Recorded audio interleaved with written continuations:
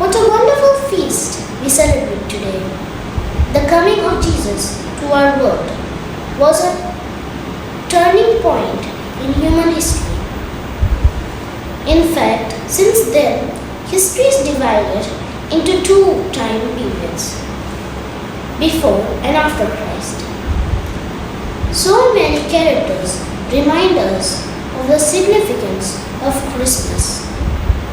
In the Gospel of Midnight Mass, we see Mary and Joseph obediently going all the way to Bethlehem.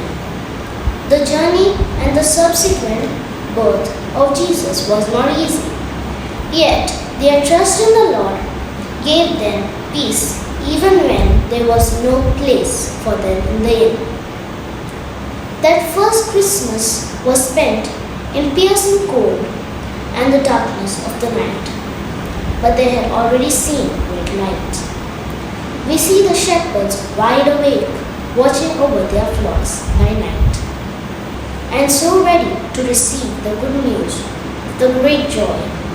And finally, the angelic host praising God and rejoicing over the birth of Jesus enhances to the scene, to the point where the joy seems palpable. Our Christmas can become meaningful only if we too quieten our hearts and contemplate the birth of our Lord.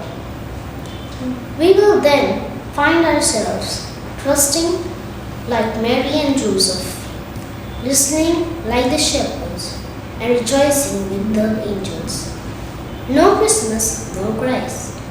Fruit. I will immerse myself in the mass readings of Christmas, that my joy over Christ's birth may be great.